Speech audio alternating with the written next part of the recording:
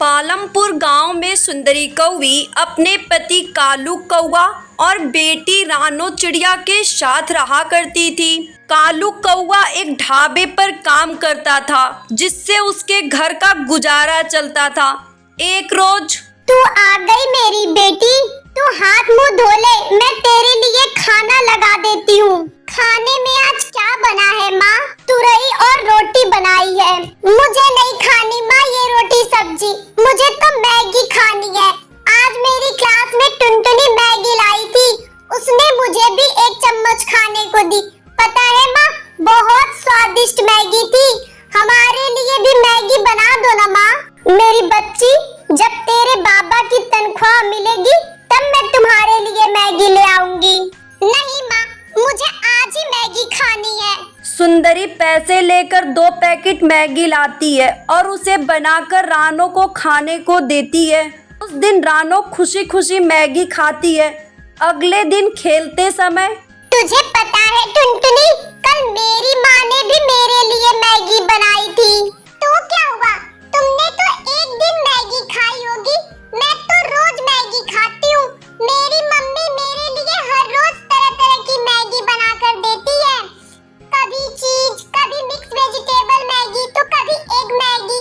यहाँ तक कि मुझे मैगी इतनी ज्यादा पसंद है कि मेरे मम्मी पापा ने रूम को मैगी डिजाइन में पेंट करवाया है।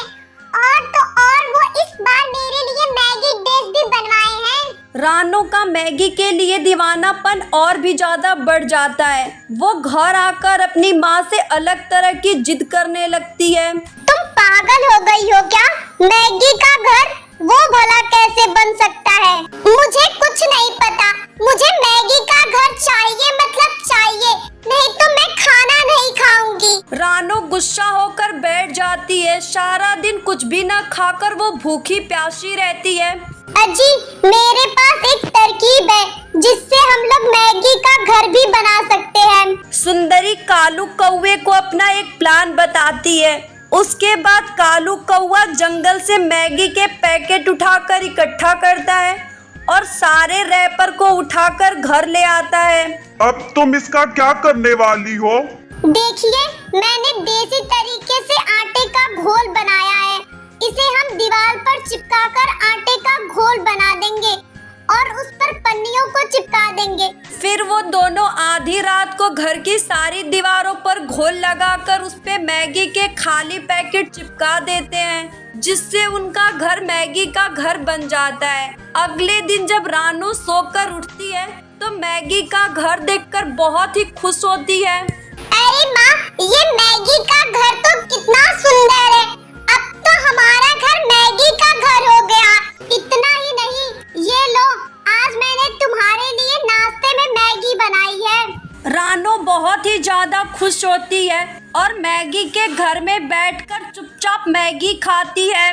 कुछ दिन ऐसे ही बीतता है। रानो हर तरफ मैगी देख देख कर और खाकर बोर हो जाती है।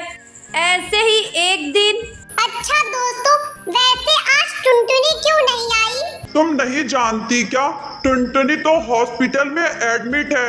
कल तो उसका ऑपरेशन भी है। ज्यादा मैगी खाने की वजह से उसके पेट में बहुत सारा मैदा जमा हो गया है, जो ऑपरेशन से ही निकलेगा। ये बात सुनकर रानो बहुत ही घबरा जाती है और वो घर आकर अपनी माँ को सारी बात बताती है। माँ, आज के बाद मैं कभी मैगी नहीं खाऊंगी। इस मैगी से मेरा मन भर गया है। अब तुम हमारे लिए रोटी सब्जी ही बनाया करो। बेटी, हमें बार बार मैगी नहीं खानी चाहिए, वो हमारी सेहत के लिए ठीक नहीं है। लेकिन कभी कभार खाने से कोई फर्क नहीं पड़ता। लेकिन मुझे खुशी है कि तुम्हें ये बात जल्द से जल्द समझ में आ गई।